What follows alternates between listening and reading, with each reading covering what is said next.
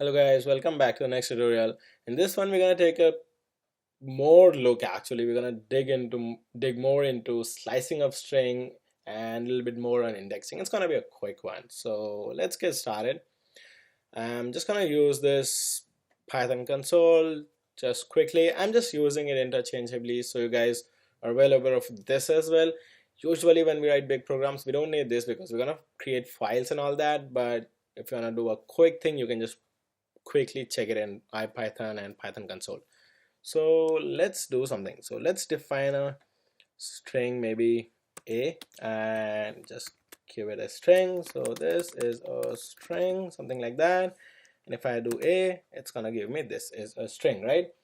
So we've already seen that if I do something like this, it's gonna show me the complete string. Why? Because this has no starting index and no ending index. So it assumes that it starts from the beginning and it goes till the end, right? So if I do something like this, let's see, 1 and this, so it starts from the first index and goes till the last, right? So that's what happens. The t is gone, but it starts from the first index. I'm saying first, which means it's the first index, but it's not the first letter. It's the second letter because indexing starts from 0. So just keep that thing in mind. It might be confusing in the beginning, but you will get used to it. So that's what happens, right?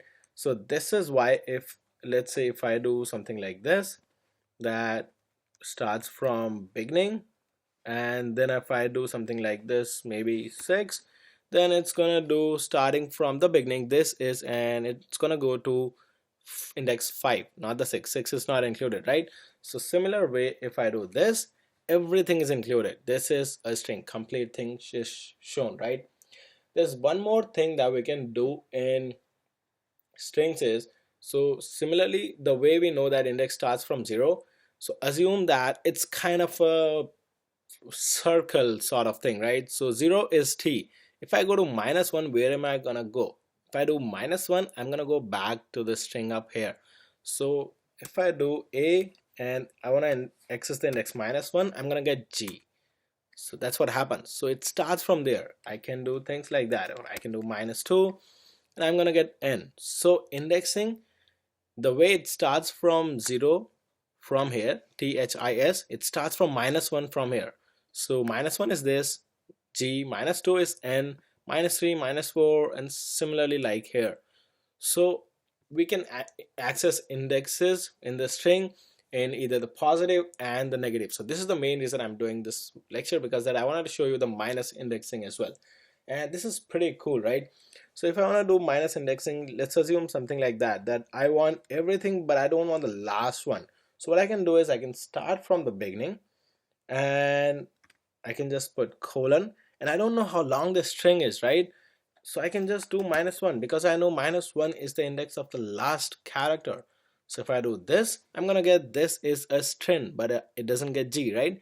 So this is pretty helpful if we don't know the complete length of the string and we don't want to type it. So we can actually type, otherwise we can type stuff here. We can type len and we can type a, something like that, and it works, right? But if I just don't want that, so it works. If I can do something like this, it's gonna give me the same thing, but it's pretty quick and easy, right? Just to do a nothing colon -1 and it gives me this thing. So it's really easy to do when you want some substring and you want to trim off stuff from the end and all those sort of things. It really becomes easy. And we know that we have steps thing as well, right? If I do something like this, it's gonna give me the whole thing. If I do 1, it's gonna give me still everything because the step is 1. But if I do something like 2, I'm gonna get the step is gonna become 2, so it gets t, then it gets I, then it gets space, then it gets uh, s, and then it gets a. So it's kind of, so it's basically missing 2, right? So every alternate thing. So that's how it becomes interesting, that it gets all those things.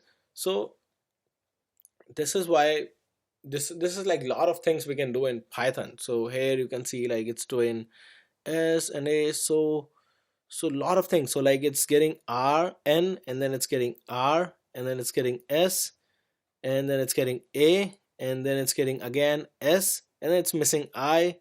So lot of things we can do. So similar to this, what we can do is, if I want to reverse the string, I can just do it pretty quick.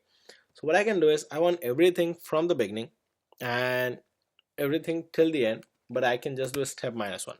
So if I do this, I'm gonna get the reverse string. So if you see, this is a string. So this makes Python to type the reverse string because we are going in the reverse step. So all of these are not that common, but you know what, to reverse a string, this is pretty quick and very common stuff.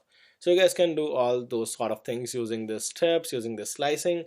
And I really like this slice thing, that you can do a lot of things with slicing. Like if I want to go to, so yeah, if I do A0, I'm gonna get the index, right, T.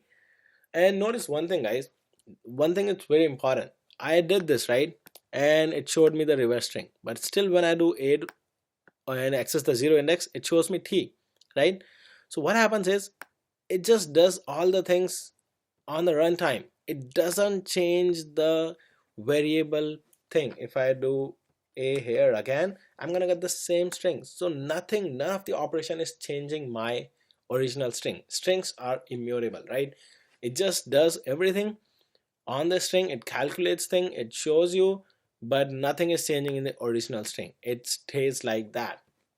So this is really important to keep in mind, that if I do something like this, a of so let's do something like this, that I want to set a of 1 to maybe, instead of, so at the first index it's h, I want to do it maybe uh, j.